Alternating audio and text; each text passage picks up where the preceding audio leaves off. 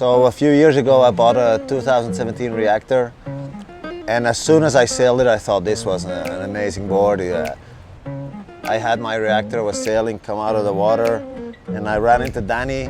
Danny said the Happy is the new Reactor, it's the next board. So I said to Danny, I said, come on Danny, you're kidding me, you can't make that board any better. It's already great. So anyway, he insisted and he gave me an 85 liter Happy at that time. I took it out, I thought it was an amazing board.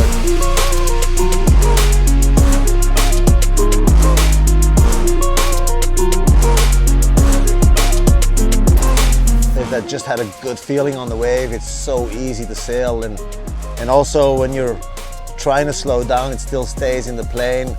When you're speeding up, it takes turns like it's a small wave board. So I was immediately in love with the board and actually went to Danny's place and I said, hey man, you made it better.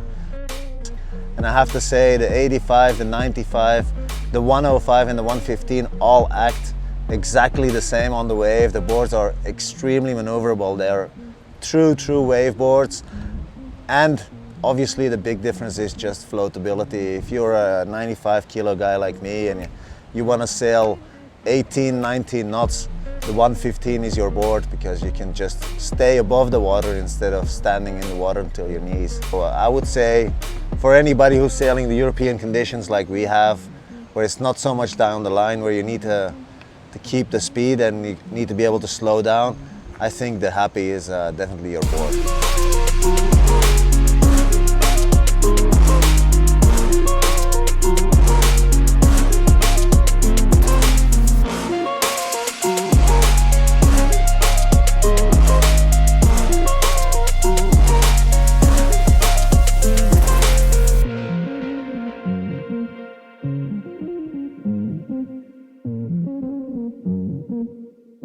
So Danny, do you remember because of me you changed the concept of the Happy? Yeah man, it's all your fault. He said to me, this board is only for low wind. In shitty conditions. In shitty conditions, and I said no, this board is amazing. Remember I took it out to Gran Canaria and 45 knot winds, 3-4, and was just performing amazingly. I remember when you were like insisting like, Danny, really, you have to try it in higher winds, and I was like, no, man, it's too wide. It will be behaving weird. Like it's just for shitty conditions, for light winds, and you're like, no, man, like I'm using it with 3.7, like messed up all my concept. I was so convinced it's just that, and then in the end I was like, oh no, it's actually I have to reinvent the whole concept because the board is an amazing board even in high winds. So I think it's the best board for people like me, you know, the people in a mediocre skill level who don't want to fall in the water too much, because that is the big issue. If you buy a board like this, you won't fall so much, and because you don't fall so much, you learn a lot quicker, and that is the key. That is why it makes you happy. Nah, there you go.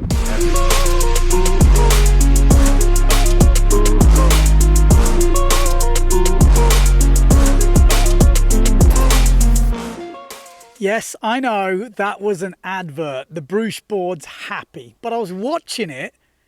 It's a real life story, and I actually thought to myself, you know what, that does happen a lot. You know, the brands bill a board as something and you find your way to it, whether it's cheap secondhand, your friend has it for sale, or you demo it and you just fall in love, but it's not really what they say it does, but you found your own little niche. I just wanted to know, let me know in the comments, has that happened to you? What is your favorite board? Why do you like it? Because we have seen a big change in waveboards over the last, 10 years or something, going multi-fins, and you know, before the big guys were always left out. They'd be on the free ride, or not the free ride, the free style wave or something like that, single fin. Now there's 115 litre waveboards out there for the big boys that actually turn.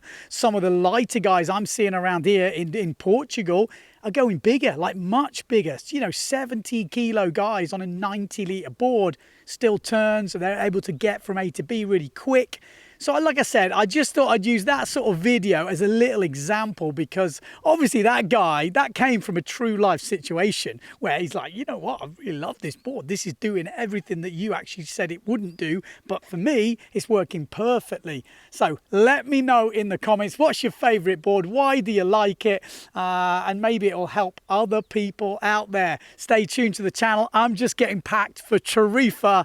Yeah, going on a little road trip, 4 or 5 days, going to capture some footage, maybe do a little story and get some tuition stuff, forward loops, some aerials, and maybe some other stuff. So stay tuned to the channel. It's going to be good. Port tack, baby. Yeah.